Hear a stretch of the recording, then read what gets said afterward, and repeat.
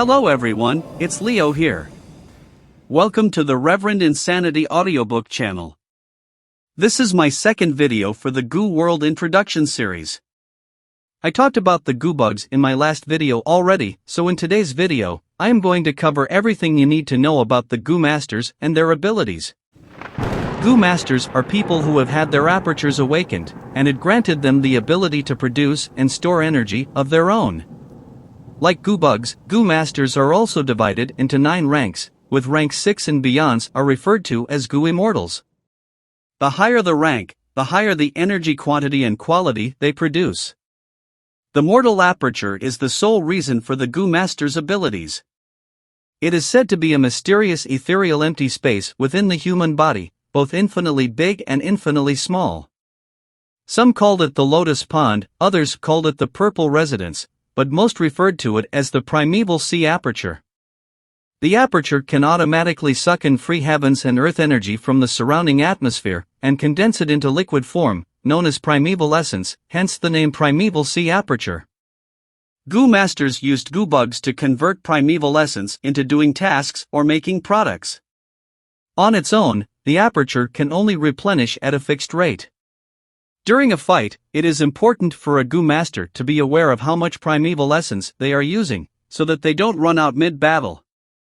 It is important to emphasize that Goo Masters do not have any special abilities on their own besides having the aperture. Without Goo bugs, Goo Masters are just humans with the same old vulnerabilities. This hurdle can be overcome by using Goo bugs to permanently modify the Goo Masters' bodies.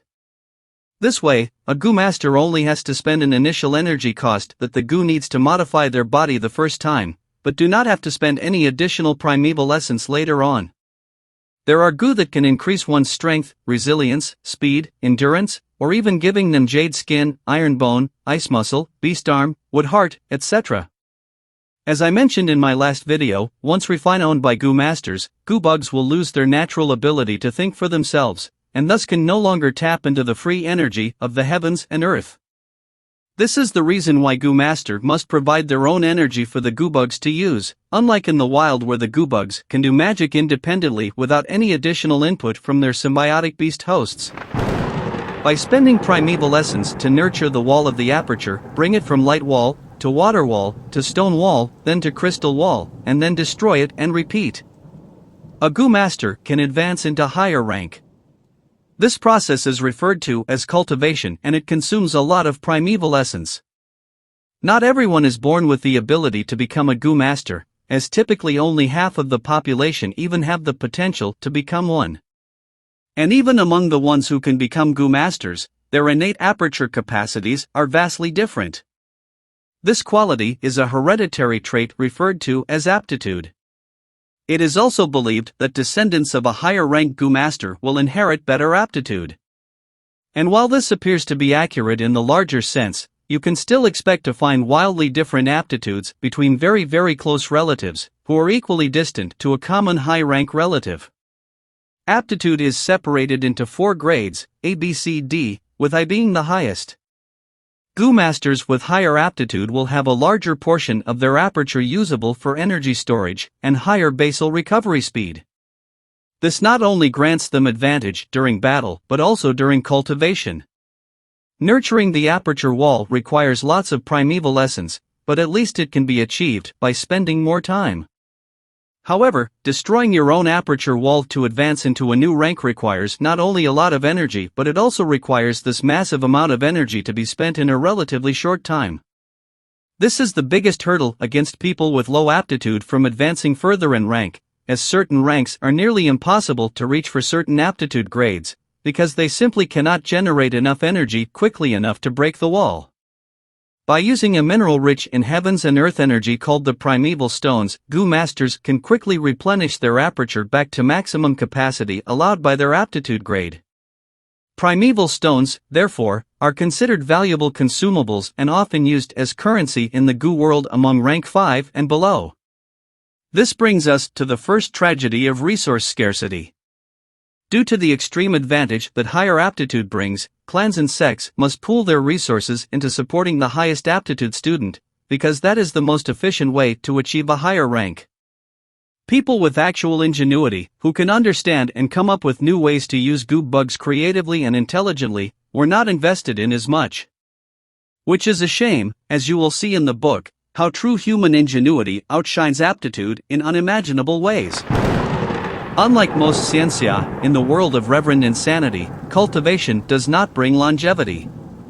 A higher rank goo master is not automatically guaranteed a longer lifespan.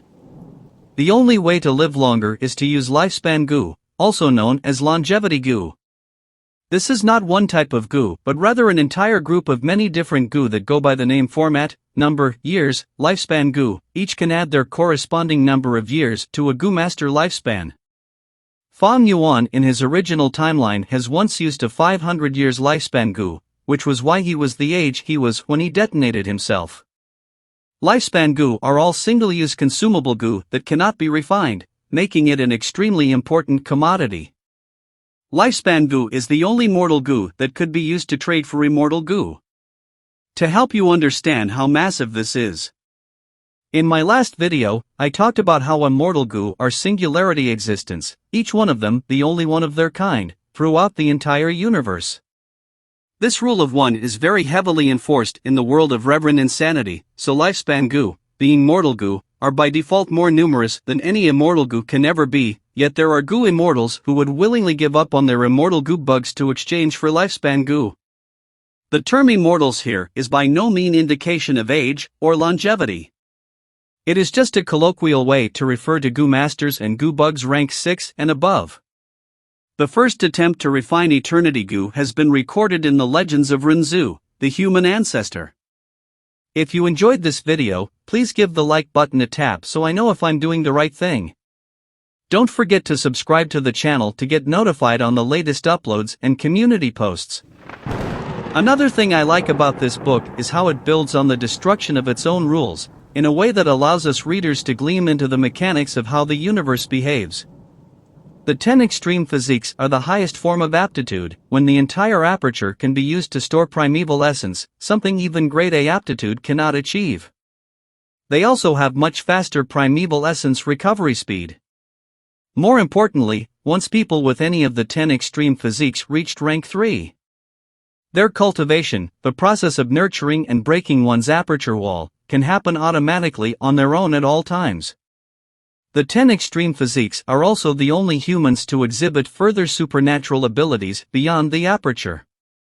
They can enhance the abilities of certain types of goo bugs, and as their own rank increases, this ability only gets stronger, sometimes upping the effect of goo bugs by a full rank.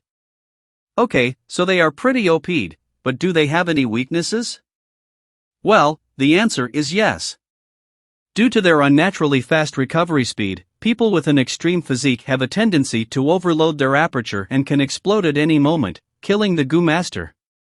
The chance of this occurring increases as the rank goes up, which is why people with these physiques often try to slow down their cultivation instead of trying to increase it. As legends have it, all of humanity was born from the human ancestor and the dead bodies of his 10 children through the use of derivation goo. The names of the 10 Extreme Physiques are also the names of the 10 children of Renzu, the human ancestor. The 10 Extreme Physiques, while rare, can be found anywhere across the 5 regions of the goo world.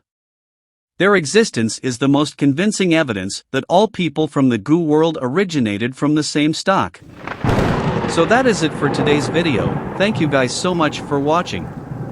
For my third video, I'm thinking about doing an introduction video about the full history of the goo world and its 5 regions.